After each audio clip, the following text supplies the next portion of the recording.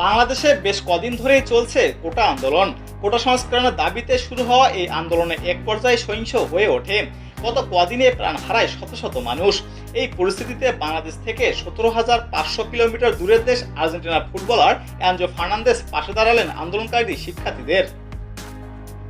শিক্ষার্থীরা গত কদিন ফেসবুকে কয়েকটি প্রোফাইল পিকচার ব্যবহার করেছেন। লাল রং ছাড়াও একটি ছবিতে চোখ বাঁধা লাল রঙের কাপড় দিয়ে ফেসবুকে এমন ছবি প্রকাশ করেন অ্যানজো ফার্নান্দেজ। আর্জেন্টিনা বিশ্বকাপ জয়ী এই ফুটবলার ক্যাপশনে লেখেন, আমি বাংলাদেশি ভক্তরা, আমি তোমাদের শুনতে পেরেছি এবং তোমাদের জন্য প্রার্থনা করছি। মাত্র 34 মিনিটের পোস্টটিতে 68,000 মানুষ রিয়েক্ট করেন। কমেন্ট বক্সে কৃতজ্ঞতা প্রকাশ করেন বাংলাদেশিরা। তবে এর আগেও গত 19 জুলাই আরও একটি পোস্ট করেন অ্যানজো ফার্নান্দেজ। আন্দোলনে তখন সংঘর্ষ শুরু হয়েছে। ওই মুহূর্তে গত বিশ্বকাপের সেরা তরুণ খেলোয়াড় ফেসবুকে লেখেন, বাংলাদেশে যে সকল মানুষ বিপদে আছেন তাদের জন্য সহমর্মিতা জানাই ও প্রার্থনা করছি। প্রায় 2 লক্ষ মানুষ পোস্টটিতে রিয়েক্ট দেন।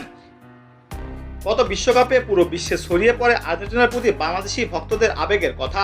ঢাকা বিশ্ববিদ্যালয়ে বিশ্বকাপে আর্জেন্টিনার খেলা দেখার দৃশ্য নিয়ে মাতামাতি হয় আর্জেন্টিনাতেও। স্বয়ং লিওনেল মেসিও এটা নিয়ে কথা বলেন, কৃতজ্ঞতা জানান। আর্জেন্টাইনরা এরপর থেকে বাংলাদেশকে নিয়ে বাড়তি আবেগ দেখান।